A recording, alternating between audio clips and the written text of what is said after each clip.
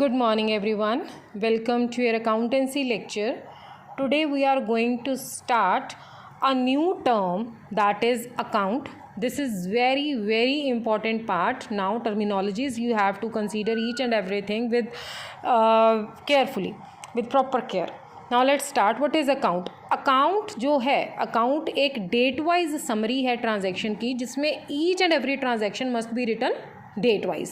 ठीक है. और अगर हम एक पर्टिकुलर अकाउंट बनाते हैं, various types of accounts can be prepared like machinery account, stationery account, purchase account, sales account, cash account, bank account, stock and trade account. ठीक है. किसी डेटर का अकाउंट, किसी क्रेडिटर का अकाउंट. तो various type of accounts you can maintain in the ledger. Now here today I am going to tell you the format of the each and every account. Means the name you can give any another way. ठीक है. Account is a date wise summary of transaction relating to person, property or expense. I have told you everything. That is machinery account, it comes in property. Debtor creditors जो हैं that will become a person.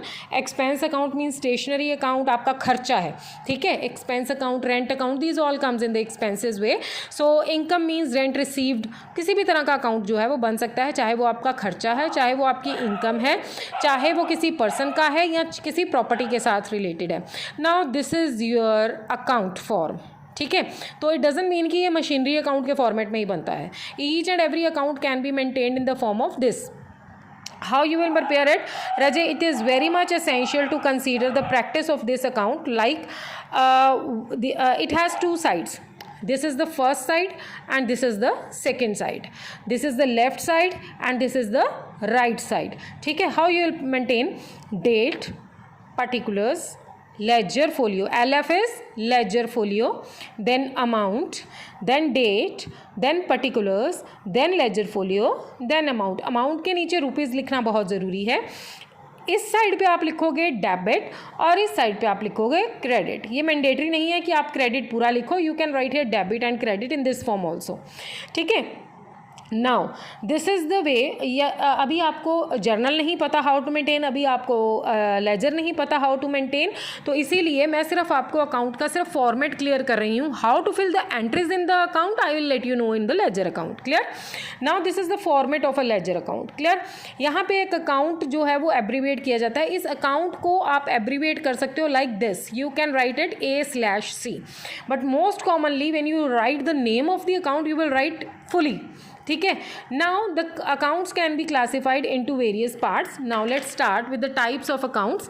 Accounts आपको पता लग गया है. Account क्या होता है? डेट वाइज समरी होती है ऑफ ट्रांजैक्शंस. ठीक है. It can B of any type. Person भी हो सकते हैं, एक्सपेंसेस भी हो सकते हैं, इनकम भी हो सकते हैं. Now we are going to do that. Account is of two types. First is personal, second is impersonal. Now you must know that the personal account is related with the person and impersonal account is not related with the person. Who is person? Person is the human being that is made up of blood and flesh. ठीक है. It means the person who is made by God is the human being. ठीक है. And all those persons came under the personal account. Even there are some those persons which are not created by God, but they are the artificial persons. Artificial persons like which has been created by the company, by the law. Suppose bank है, उसको एक artificial person बोला जाता है. ठीक है. Cooperative societies हैं, companies हैं, ये आर्टिफिशियल पर्सनल अकाउंट में आते हैं. ठीक है. Now the personal account is that account which is related with the persons.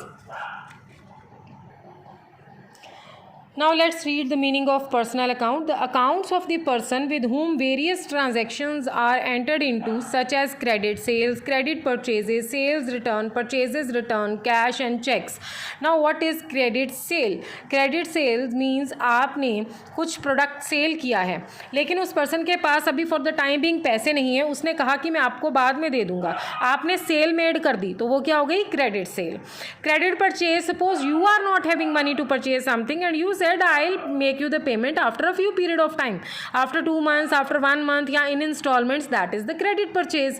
After that sales return. Sales return क्या होता है? That you have sold the commodity and in turn after that suppose कि वो commodity जो है वो चीज़ जो है वो सही नहीं निकली। कई बार होता है ना, आप खुद परचेज़ करके ले आते हो, बाद में मम्मा जो भी सूट लाए उसमें कोई ना कोई ड्रॉबैक रह गया है, तो उसको वापस करने जाते हो, तो what is that? That is purchase return. तो शॉपकीपर के लिए वो क्या हो गया? सेल्स रिटर्न, क्योंकि उसने सेल किया था, उसके पास वापस आ गया है, तो वो सेल्स रिटर्न हो गया। सेल्स रिटर्न को हम लोग और क्या कह सकते हैं? रिटर्न्स इनवर्ड, ठीक है। और परचेजेस रिटर्न को हम क्या कह सकते हैं? रिटर्न्स आउटवर्ड, ठीक है, रिटर्न्स आउटवर्ड। सॉरी बेटा, it's not it's not has been writing neatly. The personal accounts then can be classified into 3 parts. एक तो नेचुरल पर्सनल अकाउंट होते हैं. Natural personal account means those accounts which are created, those persons which are created by God, वो natural person है. जैसे Anuj account, Smriti's account, Jessica's accounts, ठीक है. जिस भी पर्सन का नेम है उस पर्सन का नेम जो है, वो पर्सन जो डील कर रहा है वो नेचुरल पर्सन में आ जाता है, ठीक है, जो ब्लड और फ्लैश से बना होता है, ठीक है. The account of the persons made of flesh and bones are called natural persons account. For example Malika's account, Abhishek account, किसी भी पर्सन का, ठीक है. After that this personal account can be classified into next two, that is artificial personal account which is not created by God, which is created by some law and agency, ठीक है. Suppose आपकी companies हैं, because they have the separate legal entity, ठीक है. आपकी cooperative societies हैं, ये आप बिजनेस में डिटेल में पढ़ोगे इनके बारे में, हर एक के लिए, ठीक है. तो ये सारी आपकी आर्टिफिशियल पर्सनस होते हैं. रिप्रेजेंटेटिव पर्सनल अकाउंट वो अकाउंट्स होते हैं जो रिप्रेजेंट करते हैं. The accounts are prepare to represent natural और आर्टिफिशियल पर्सनल अकाउंट. ये एक्चुअल में इनका कोई रोल नहीं होता, लेकिन ये नेचुरल को या आर्टिफिशियल पर्सनस को रिप्रेजेंट करते हैं. जैसे सैलरी अकाउंट हो गया, एक्सपेंस अकाउंट हो गया, कोई भी इनकम रिसीव की, कोई भी खर्चा किया आपने, वो सारे किस में आते हैं? रिप्रेजेंटेटिव पर्सनल अकाउंट में. Clear? Now, the accounts prepared to represent the natural or the artificial persons are called representative personal account. These are prepared for the convenience of recording of transactions. One particular account may represent 100 or thousands of persons. ठीक है? Any expense outstanding. Now, outstanding क्या है? Outstanding is the expense due but not paid. Due हो गया है लेकिन अभी तक पे नहीं किया है. सपोज़ आप किसी घर में रेंटल बेसिस पे रहते हो, आपके 2 मंथ्स ओवर हो चुके हैं, आपकी 2 ड्यू डेट्स निकल चुकी हैं पेमेंट करने की, लेकिन आपने अभी नहीं की हैं, तो that is the outstanding expense yet to be paid, ठीक है. Prepaid means paid in advance, जो आपने एडवांस में पे कर दिया, ठीक है. ये एसेट हैं कि लाइबिलिटी हैं, ये मैं आपको बाद में बताऊंगी, क्योंकि जब आपको एसेट्स और लाइबिलिटी का मीनिंग पता लग जाएगा, only then you can come into contact with these terms. After that is income accrued. Income due हो गई है बट नॉट रिसीव्ड. आप किसी ऑर्गेनाइजेशन में काम कर रहे हो, ठीक है, 2 महीने हो गए आपको काम करते करते, लेकिन आपको सैलरी नहीं मिली, लेकिन आपकी सर्विसेज के रिटर्न में आपको सैलरी तो मिलेगी ही मिलेगी. तो दैट इज इनकम एक्रूड, कि ड्यू हो गई आपकी income but you not have received. मिलनी तो है ही ना आपको, तो ये आपकी एसेट होती है. After that, income received in advance account. Income received in advance means pre-receive income. कि आप किसी ऑर्गेनाइजेशन में काम कर रहे हो, you are in need of money, you have asked your manager to pay 2 months salary in advance. So that 2 months for which you didn't have provide any type of service to the organization, that is your liability. अगर आप job छोड़ते हो, then you have to make the payment back to the manager. Clear? So this is all about the representative personal account. Next is impersonal account. Impersonal account which is not related to the human beings, ठीक है, which are impersonal, ठीक. These accounts which do not relate to the persons are called impersonal account. और इसमें कौन कौन से आते हैं?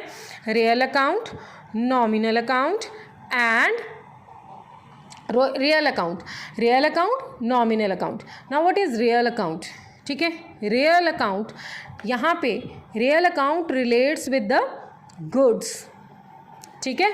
Personal account relates with the person, real account relates with the goods and nominal accounts relates with the expenses and losses, income and gains. ठीक है राजे, ये चीज़ें आप अपनी नोटबुक में प्रॉपरली नोट डाउन करोगे. क्लियर? नाउ जो रियल अकाउंट है that relates with the goods, means the property of the organization और the business. Now after that it can be taken into two parts, tangible real assets and intangible real account. Tangible real account कौन से होते हैं? Now what do you mean by tangible and intangible? First, tangible means those property, those goods which can be touched and seen, जिनको छुआ जा सके, देखा जा सके, वो tangible assets हैं. Intangible assets are those assets which cannot be touched or seen, जिनको देखा ना जा सके, छुआ ना जा सके. ठीक है. अब जैसे tangible asset में ये पेंसिल है, दिस इज tangible one. ये कैलकुलेटर पड़ा है, this is a tangible one. This book is tangible one, you can touch and see this. But आपकी मार्केट में रेपुटेशन क्या है? कैन यू जज दैट? नो. तो मतलब उसकी वजह से आपको बेनिफिट ज़रूर होता है, आपकी रेप्यूट जो है मार्केट में उसकी वजह से आपको बेनिफिट या ड्रॉबैक ज़रूर होता है, लेकिन आप उस रेपुटेशन को देख नहीं सकते. अकाउंटिंग टर्मिनोलॉजीज़ में रेपुटेशन को उसमें अकाउंटिंग टर्मिनोलॉजीज़ में क्या कहते हैं? गुडविल. तो goodwill is an example of intangible real account. Patent rights, copyrights, जो आपके राइट्स हैं, they are the examples of intangible real account. But tangible real account क्या है? Tangible real account means all, it is related with all those goods which can be touched and seen, all those assets which can be touched on seen. Like आपकी building है, machinery है, you can touch and see all these assets, so it comes in the real tangible account. Now let's see, the accounts relating to the property of the business are called real accounts. ठीक है. tangible कौन से होते हैं? of the properties which can be touched and seen, like land, building, plant. ठीक, पढ़ लेना. intangible real account कौन से हैं? कैन नॉट बी टच्ड और सीन. लाइक एग्जाम्पल हैं पेटेंट्स, कॉपीराइट, सब कुछ जो मैंने आपको ऑलरेडी बेटा क्लियर कर ही दिया है. This is all written in this, you can read. After that, nominal account. Nominal account is relate with the expenses and losses and income and gains. ठीक है. Now I'll let you know about the rules of these three: personal account, real account and nominal account in detail in the next lecture. ठीक है. Let's complete a few terminologies today. Nominal में सारे खर्चे आते हैं, जैसे rent पे किया, दैट इज़ योर एक्सपेंस. ठीक है. सैलरी पे की, that is the expense of the business. Loss क्या है? आपने कोई मशीनरी सेल की, उस पर आपको लॉस हो गया, तो loss on sale of machinery is your loss. ठीक है. इनकम एंड एक्सपेंडिचर, आपने जो इनकम अर्न की है, सपोज आपकी सैलरी रिसीव्ड है, तो दैट इज़ योर इनकम. आपको मशीनरी सेल करने पे प्रॉफिट हुआ, तो दैट इज़ योर गेन. ठीक है ना. तो ये हम डिटेल में इनकम और गेन में, एक्सपेंसेस और लॉसेज में क्या क्या डिफरेंसेस हैं, ये आपको धीरे धीरे सब क्लियर हो जाएगा. अभी सिर्फ आप इतना पता करो कि पर्सनल अकाउंट पर्सन से रिलेटेड है, इम्पर्सनल जो है वो गुड्स से रिलेटेड है. ठीक है. इम्पर्सनल में दो आते हैं, real account, nominal account. Real account goods के साथ रिलेटेड है, टेंजिबल, इनटेंजिबल, और नॉमिनल जो है वो एक्सपेंसिव, लॉसेज, इनकम, गेन से. ठीक है बच्चे. तो ये आप लोग एक बार देख लेना, ये चीज़ें नहीं करनी है. After that let's come with the next point, that is capital. Raje capital क्या है? Capital is the amount invested by the proprietor into the business. Suppose business के 3 ओनर हैं, 3 पार्टनर्स हैं, तो तीनों पार्टनर्स जितना जितना पैसा लगाते हैं, तो वो क्या है? उनकी कैपिटल है जो उन्होंने बिजनेस में इन्वेस्ट की है. एक्चुअली देखा जाए तो कैपिटल, जिसने पैसा इन्वेस्ट किया है उसको वापस भी तो चाहिए, तो वो कैपिटल जो है वो बिजनेस के लिए क्या है? लायबिलिटी. तो लायबिलिटी क्या होती है? लायबिलिटी होती है देनदारियाँ, आपकी जिम्मेदारियाँ जो आपने पे बैक करनी होती हैं. ठीक है. तो capital is the liability for the business. ठीक. इट मे बी कैश और इन काइंड. कैपिटल मतलब ये कैश में भी हो सकती है, काइंड में भी हो सकती है. सपोज़ कि किसी ने 4 लाख रुपीज़ जो हैं वो बिज़नेस में एज ए कैपिटल इन्वेस्ट किए हैं, तो वो इन कैश हो गया. अगर किसी ने मशीनरी इंस्टॉल करवा दी है, तो वो इन काइंड हो गया, means irrespective of the cash. Capital is increase with the amount of profits and additional capital. ठीक है. जब आपने और कैपिटल इन्वेस्ट की तो वो कैपिटल में ऐड हो जाएगी.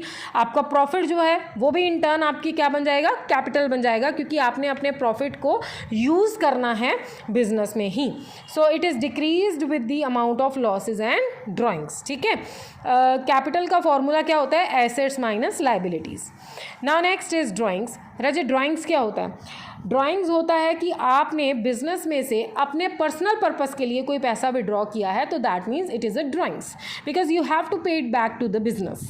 आपको इसे वापस पे करना पड़ेगा बिजनेस को. सपोज बिजनेस रनिंग हो रही है उसमें से आपने अपनी बेटी की शादी के लिए, सपोज आपने अपनी बेटी की शादी के लिए 10 लाख रुपीज़ जो हैं वो विड्रॉ किए हैं, तो it means it is a drawing, it is a drawing from the business and you have to make the payment of this drawing back.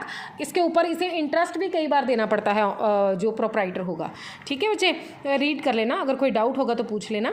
Liability, now in detail, it's very very very important topic. Liability, liability is the amount owing by one person to another payable in money, goods or services.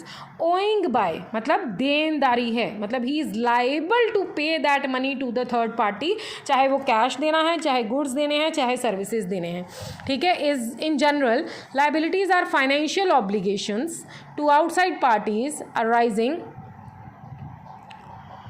From events that have been already happened. ठीक है रजे, ये liabilities हमारी होती हैं।